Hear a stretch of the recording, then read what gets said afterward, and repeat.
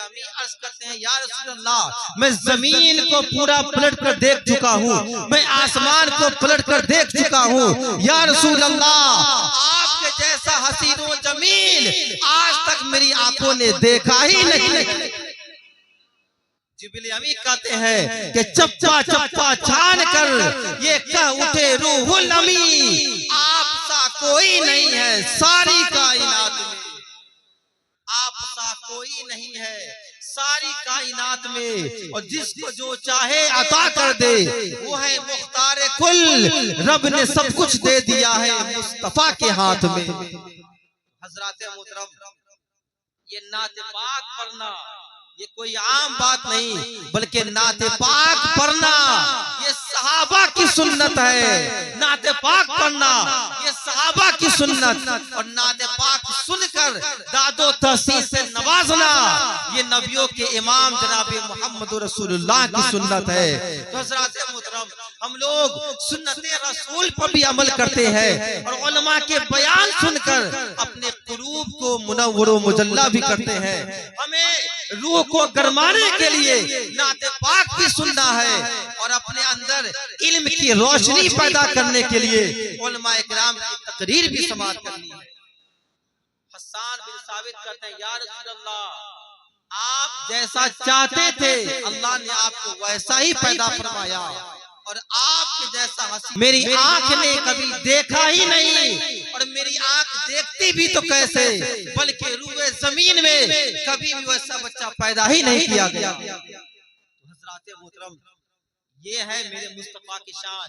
और जिब्रील अमी है, जिब्रील अमी से आका पूछते हैं कि जिब्रील ये बताओ, तुमने सबको देखा है, सारे नबियों को देखा है, सारे नबियों के सारे नबियों के उम्मतियों को देखा है, तुमने आदम अलैहिस्सलाम को भी देखा है, तुमने इब्राहिम अलैहिस्सलाम को भी देखा है, तुमने शीश अलैहिस्सलाम को भी देखा है, तुमने इब्राहिम अलैहिस्सलाम को भी देखा है, तुमने यूनुस अलैहिस्सलाम को भी देखा है, सारे नबियों को देखा है, और सारे नबियों के सारे उम्मतियों को देखा है, तुमने जमीन वाले को भी देखा है, तुमने आसमान वाले को भी देखा है, सारे फरिश्तों को देखा है, सारे नबियों को देखा है। जिब्रील बताओ, क्या मुझसे ज्यादा हसीनो जमील कभी देखा है? क्या मुझसे ज्यादा खूबसूरत तुमने कभी देखा है? जिब्रील अमीन अर्ज करते हैं, या रसूल अल्लाह, मैं जमीन को पूरा पलट कर देख चुका हूँ, मैं आसमान को पलट कर देख चुका हूँ। या रसूल अल्लाह, आपके जैसा हसीन व जमील आज तक मेरी आंखों ने देखा ही नहीं।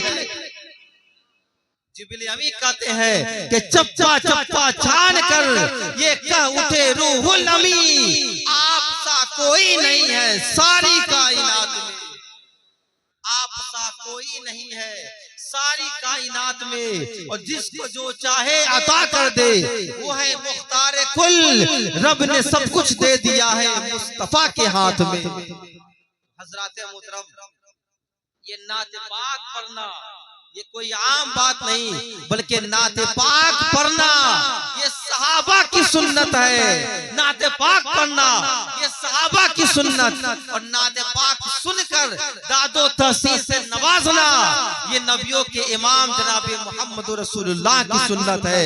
तो हज़रात मोहतरम, हम लोग सुन्नते रसूल पर भी अमल करते हैं और उलमा के बयान सुनकर अपने कुलूब को मुनव्वर मुजल्ला भी करते हैं। हमें रूह को गरमाने के लिए नाते पाक भी सुनना है और अपने अंदर इल्म की रोशनी पैदा करने के लिए उलमा इकराम की तकरीर भी समाअत करनी है। इसलिए हजरत अली का फरमान है, हजरत अली कहते हैं कि इंसान की खूबसूरती ये नहीं है वो बड़ा अच्छा लिबास पहन ले, बड़ा कीमती पोशाक पहन ले, वो 10,000 का लिबास पहन ले, बड़ा अच्छा वो चेहरे पे वो कोई मालिश करवा ले जाके वो खूबसूरत लगे। नहीं, हजरत अली कहते हैं कि इंसान जितना भी अच्छा लिबास पहन ले वो खूबसूरत नहीं लगेगा, वो जितना अच्छा अपने चेहरे पे वो मालिश करवा ले, वो बड़ा कीमती वो लिबास पहन ले, वो खूबसूरत नहीं लगेगा। हजरत अली कहते हैं कि कीमती लिबास पहनने से कोई इंसान खूबसूरत नहीं होता, बल्कि जिस जिसके सीने में नबी के इल्म की रोशनी होती है, अल्लाह पाक उसके सीनों को नूर से मुनव्वर फरमा देता है। जिसके सीने में इल्म दीन की रोशनी होती है, अल्लाह पाक उसके सीने को नूर से मुनव्वर फरमा देता है। हज़रात मुहतरम, हमें नाते पाक भी सुननी है और हमें उलमाए किराम के बयान सुनकर अपने अंदर इल्म की रोशनी भी पैदा करना है। हज़रात मुहतरम, ये महफिल मिलाद पाक, ये इसाले सवाब की महफिल है और हम लोग हमेशा इसाले सवाब करते ही रहते हैं। इसलिए ये इसाले सवाब जो हम लोग करते हैं, ये मरहुमीन के बारगाह में ये इसाले सवाब पहुंचता है और इससे हमारे मरहुमीन खुश भी होते हैं। और ये जो मिराज शरीफ है, आज हम लोग इसके वक़ार को खो दिए हैं। जब मिराज शरीफ होती है, हम लोग मिराज शरीफ में जाते ही नहीं है, अपने घर पे बैठे रहते हैं और मिराज शरीफ होती रहती है। वहाँ पे उलमाए किराम बयानात करते रहते हैं और आप उसको तवज्जो नहीं देते हैं, बल्कि आप देखें हमारे उलमा फरमाते हैं हदीस की रोशनी में कि जहाँ पे जिक्र हबीब होता है, खुद खुदा भी करीब होता है और ऐसे महफिल में बैठने वाला आदमी बड़ा ही खुश नसीब होता है। तो ये जो महफिल मिलाद पाक है, यहाँ पे जितने लोग बैठे हुए हैं, ये सब के सब अल्लाह ताला के हिफ्ज़ व अमान में बैठे हुए हैं। और जहाँ पे जिक्र हबीब की महफिल सजती है, आप ये समझे आप तन्हा नहीं बैठे हैं, बल्कि आपके साथ अल्लाह के मासूम फरिश्ते भी बैठे हुए हैं। आपके ऊपर खुदा ताला की रहमतें और बरकतें नाज़िल हो रही है। ये जो मिराज शरीफ की महफिल है, ये मिराज शरीफ की महफिल, जब कोई मिराज शरीफ में लोग घर से चल कर आता है, हमारे उलमा फरमाते हैं कि अपने घर से बावजू होकर वजू बनाकर महफिल मिलाद पाक में आया करो। जो शख्स वजू बनाकर बावजू होकर जब महफिल मिलाद पाक में आता है, तो अल्लाह ताला उसके हर हर कदम के बदले उसे सवाब ही सवाब अता फरमाता है। और जितने कदम चल के वो महफिल मिलाद पाक में आएगा, अल्लाह पाक हर कदम के बदले उसके दर्जात को बुलंद अता फरमाता है।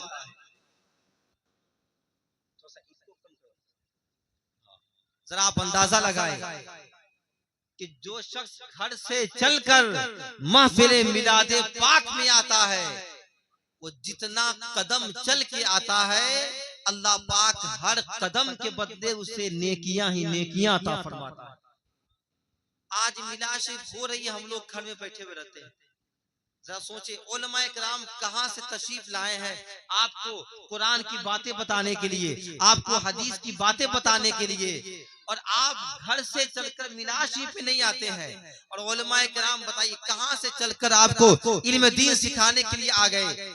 हजरत अबू दरदा रज़ियल्लाहु ताला अन्हु ये दमिश्क में थे। कहाँ थे? दमिश्क में थे। दमिश्क में एक शख्स मदीना शरीफ से आपके पास हाजिर हुआ और अर्ज करता है कि हुजूर, मैंने सुना है कि आप हुजूर के कोई एक हदीस को रवायत करते हैं, मैं वो हदीस सुनने आपके पास आया हूँ। तो अबू दरदा कहते हैं कि बताओ, तुमने एक हदीस सुनने के लिए मदीना शरीफ से चलकर दमिश्क आ गए? उन्होंने कहा हाँ हुजूर, मैं एक हदीस सुनने के लिए मदीना शरीफ से मैं दमिश्क आया हूँ। अब आप जरा अंदाजा लगाए कि कहाँ मदीना शरीफ है और कहाँ दमिश्क है, ये कितना 100 किलोमीटर का फासला है, लेकिन एक हदीस सुनने के लिए वो इतना सफर तय करते हैं। वो हदीस कौन सी थी? हज़रत अबू दरदा कहते हैं कि सुनो, जब तुम हदीस सुनने के लिए यहाँ पे आए हो, वो हदीस सुनो। मेरे आका फरमाते हैं कि जो कोई इल्म दीन सीखने के लिए रास्ता तय करता है, अल्लाह ताला उसकी बरकत से उसके लिए जन्नत का रास्ता आसान फरमा देता है। नारे तकबीर, नारे रिसालत, मसलके आला हजरत, जश्न ईद मिलादुन नबी, नारे तकबीर, नारे रिसालत। जो शख्स इल्म दीन सीखने के लिए रास्ता तय करता है, अल्लाह ताला उसकी बरकत से जन्नत का रास्ता आसान फरमा देता है। और हजरात मोहतरम, आपने कभी चींटी को देखा है ना, चींटी को कभी दुआ करते हुए देखा है आपने? दुआ करते हुए नहीं देखा है ना।